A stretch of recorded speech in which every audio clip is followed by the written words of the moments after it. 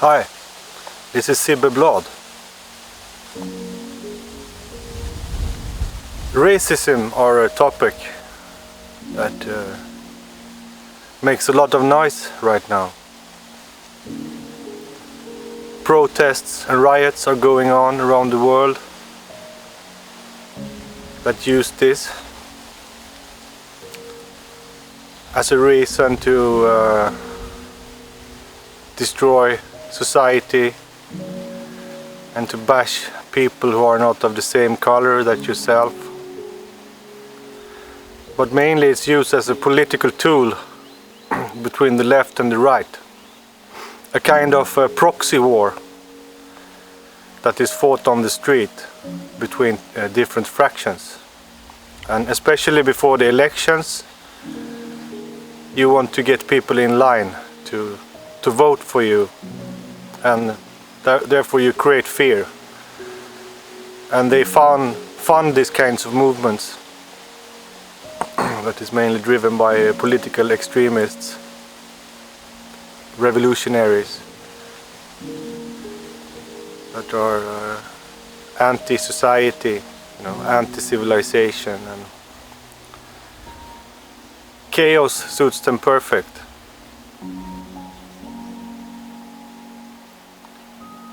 And historically, racism, of course, it's a part of history, it's real. Many nations had race laws, race discrimination. It's real, of course, no one denies that. But in today's world, in the modern society, everybody have the equal rights. So here in Sweden, it's not a question anymore. It don't exist racism. They made a study that showed that Sweden is the least racist country in the whole world. Norway come in third place as the least racist country. So it's not a big problem here. And by the way, Sweden is also deemed the most safe and the best country for women to live in the whole world. So feminism is also out of order in Sweden. But I can't speak for America. I never been to America actually, even though I traveled quite a bit around the globe. I never came to America, so I'm not going to speak for America, speak for something I don't know. I know that can make people upset, that they misunderstand. I'm talking from the Scandinavian reality, like a Nordic bushman, native reality that is completely its own world. And of course the Swedish society, which I follow through media and debate and what's going on. Racism and nationalism became an issue when it clashed with globalism, when it clashed with communism that had a dream for a world empire. And even the earlier empires, like the British Empire, was a globalist empire that wanted to rule the whole world and control the whole world.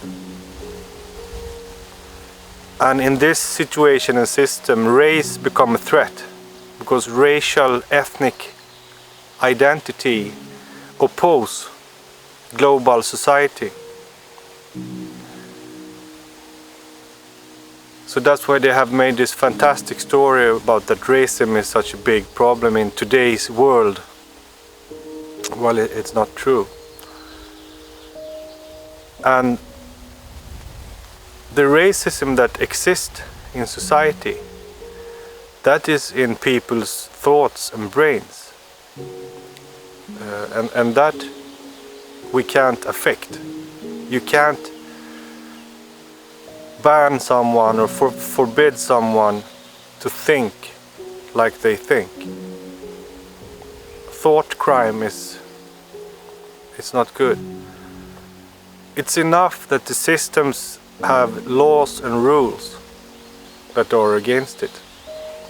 That's enough. That the system provide equal opportunity for everybody and equal rights. We can't ask more from the world. We can't demand masses of people to change their mind. That, first of all, is none of our business what other people think. And if we want to affect the world, we have to work and make a positive change in our own lives and our communities to affect the world.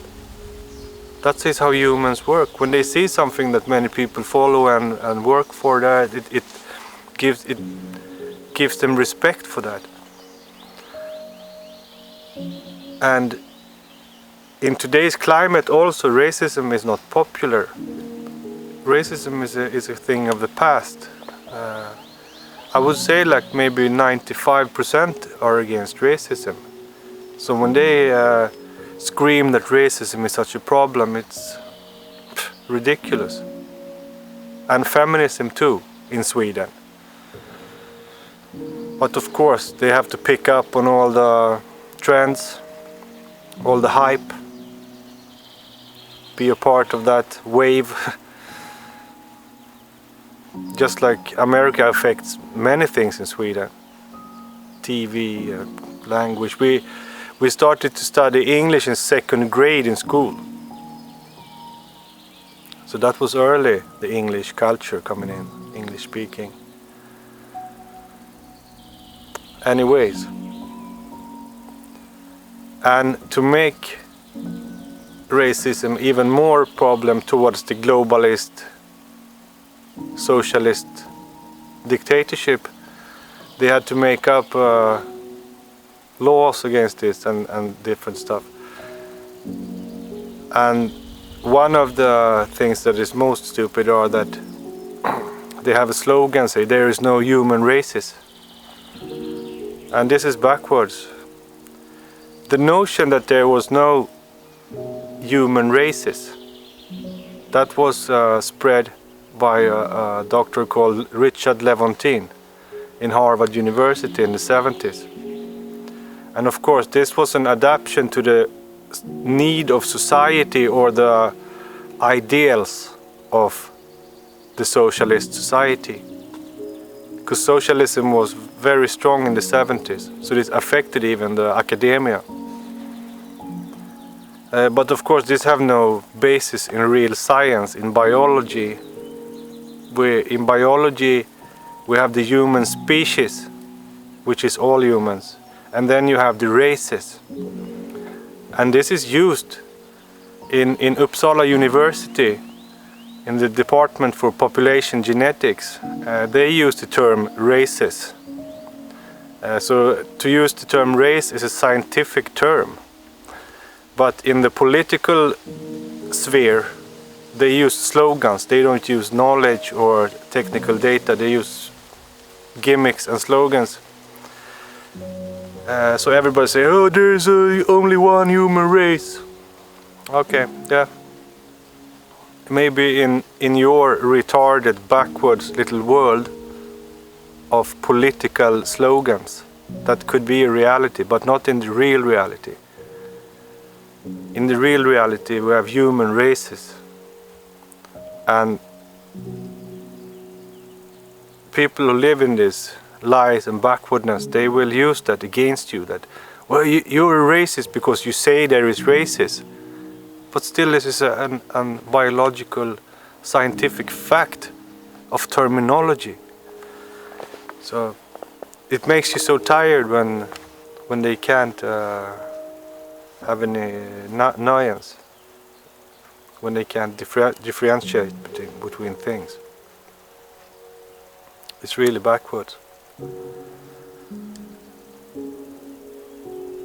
I was taught when I was little, by the way, in the lefty Stockholm in that time, that racism are when you are mean and bad and nasty to a person because of their racial heritage or skin color. That you are unfair was the problem back then. That is what we called racism, that people was treated unfair. And it's the same with the police in America. America is a kind of a fascist system, an oppressive system that use way too much violence and weapons in their police force, and this affects all citizens of America. So if any protest for change would be against police violence, police brutality and misuse of power, and not to make it to a racial issue. But like I said, the racial issue, it suits the right and the left wing in their eternal struggle against each other. They need this kind of proxy wars to put all their aggression and tactics into. In the end, it makes me worry what's going to happen to the real black folks in America. Those who are heirs of the slaves. I think their situation will change. It will become worse. It will be harder to be trusted and to get works. Euro-Americans are 60% of the population. So of course they own a lot of the businesses. They own a lot of America. And in that sphere is a lot of chance that are missed now for black people because of this separation, segmentation that the political fractions use. So this is tragic. The blacks gonna have to pay the price for what these political extremists do. And it's not fair. They get sacrificed.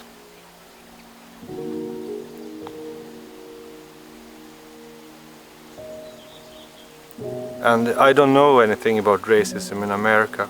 We just see movies and watch the news. And I don't think it's especially a lot of truth in that. So I maybe people have a real cause to be angry, of course. But the only way forward is to work for a real change, like Martin Luther did. Change the laws of the society to create an equal opportunity and justice.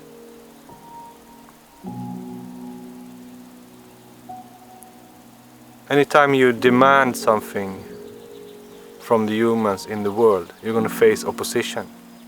Humans don't like when you demand things or behave bad.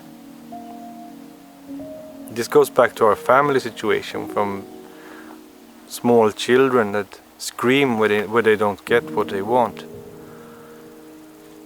This irritation against the screamers and the bashers is really deep in humanity, and they will punish.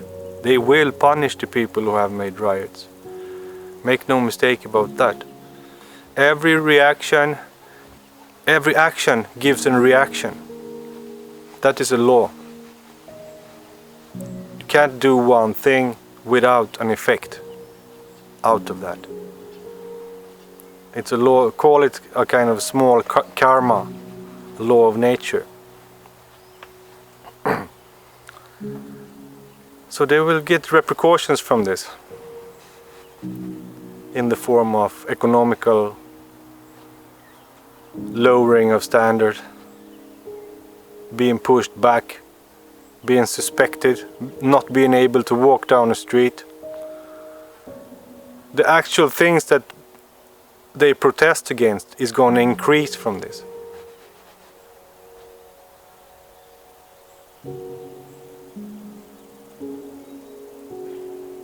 Then when you check a little bit more philosophical about racism, races,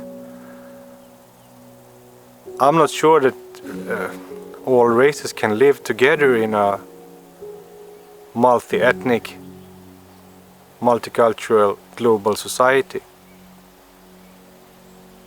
Because it's so much against nature. You can't take all kind of ants and put them in one stack. It will end up in a disaster that they eat each other, and the strong will trample the weak, and All species and creatures are adapted to their nature and have what it takes to survive in that nature.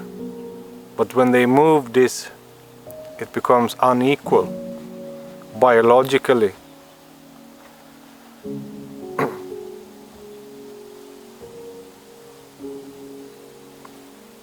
So there will be some kind of master race.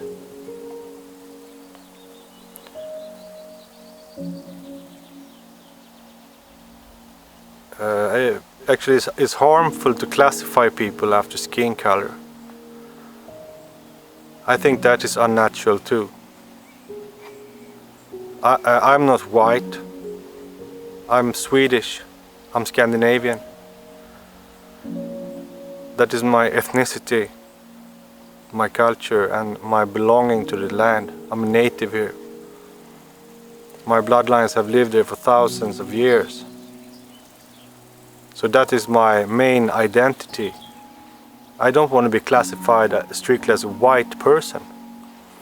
That narrative is not, I don't think is biological or have any rooted in science or anything. This is also a political polarization slogan, blacks and whites. We know there is pitch black persons and there are really white persons. And then we have the whole spectrum between the peoples of the world. It's nothing strange, and we cannot use black and white as a total identification of ourselves. That is political. It's not real. I view people as the country they come from and the family line, not strictly on race. For instance, if the grandchild of Sitting Bull is white, he is still from the family tree of the great chief. I'm not going to deny someone because of their skin color. Heritage, bloodline and family are more important than race.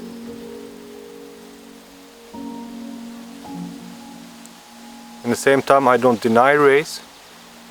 I think the races have different mentality and capacity, which is obvious. Different people do different things.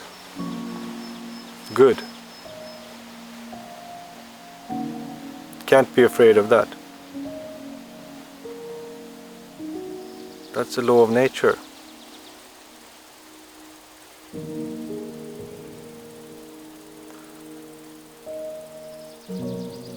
And institutionalized racism is always wrong.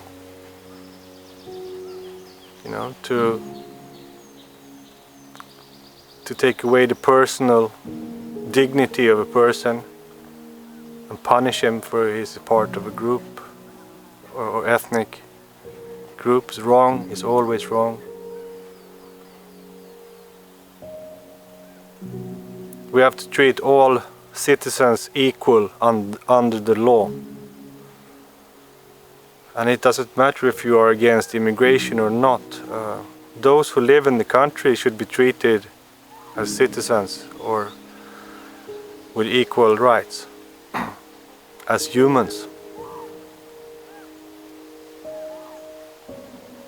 So one have to separate with the personal and the political.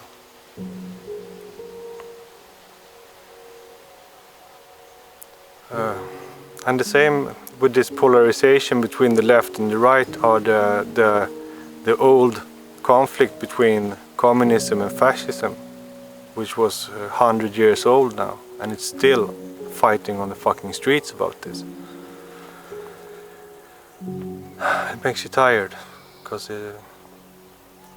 people are lost in the past. You know? They live in the past.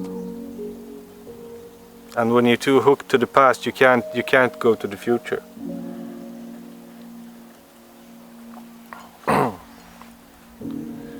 What they call fascism, that was strictly in the Latin countries in the Mediterranean, a word for their their symbol, the fascias. But in reality it was the nationalists, those who cared for Spain, they was fighting against the internationalists.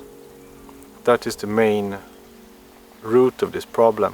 And class, of course, the rich class against the poor. But then to make it nationalism to a big problem is not honest. The left themselves are nationalists in a way, because they also want to rule the country, right? So everybody is nationalist on all sides. But through the stigmatizing,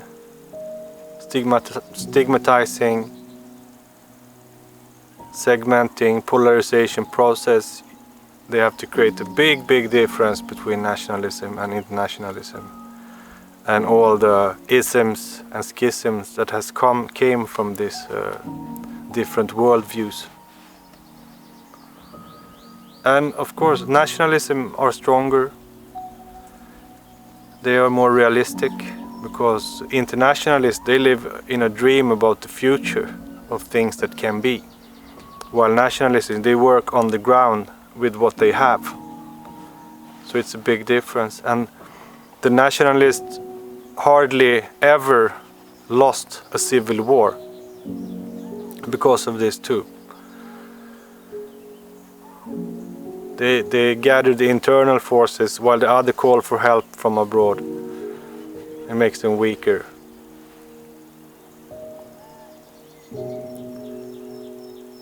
So the way forward is not to kill each other, to bash each other, those who are in those fractions of mindset, in this dualistic state of opposition, always against the others. Not people like me who have free minds, who don't take sides, who only take sides with the truth and always look with the objective mind on everything. We don't want to be a part of this conflict, because this conflict has nothing to do with progress or the way forward or reality. This is a childish game from people that behave like small kids, mentally, psychologically.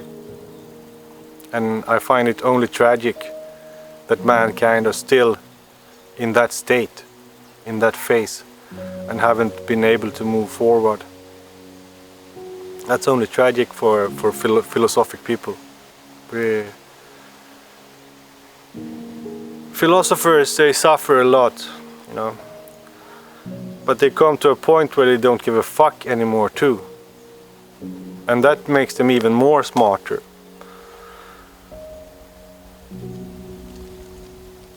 I guess you have to let go of the madness of the world and realize that is what it is. It's madness, and mad people will do what mad people do. They will burn down everything again and again, and then yet life rise like a phoenix all the time and live on. But we're never allowed to be happy or have a security or stability. So children will have to fall asleep in fear. Fear what will happen with their parents, happen with them, happen with the world. And the adults don't give a fuck. They have this fucking political struggle. And it scares everybody that are not in their age and their fucking mindset. All the others they disapprove of this. They don't like this. They want stability and order and things to function and safety.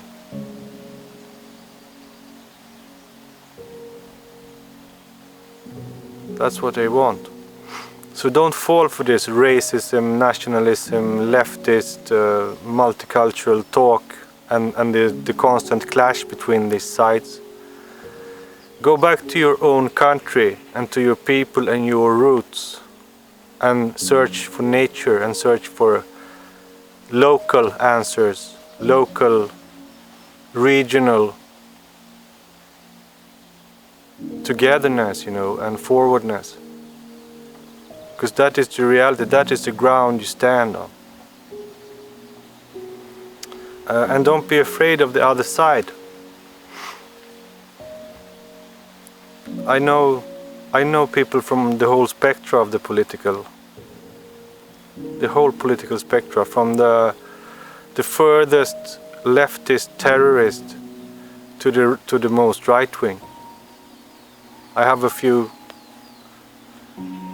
connections or friends from all camps, and it's just everybody are humans. Everybody think they are doing right, that they are noble and that they stand for a noble cause. Because bottom line, humans are pretty good inside, but their heads messed up and they're very aggressive. We are very aggressive and blame the others. We accuse and blame and fight all the time. So that is problematic.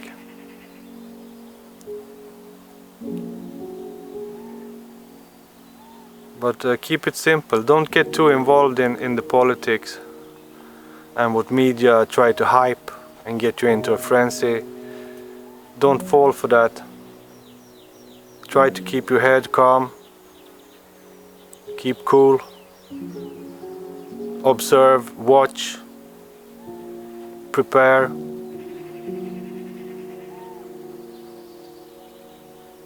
You know, and show respect to the other people. Think about the future, think about the children, think about the old people and the sensitive people, and try to create a better world without this constant clashing and aggressivity. It won't take us anywhere but to doom, to failure. And don't be afraid of racism. Don't be afraid of science about the races. You know, biology is always more important than social science, social dreams and fantasies and about the future. All right. Take care, everybody. Bless.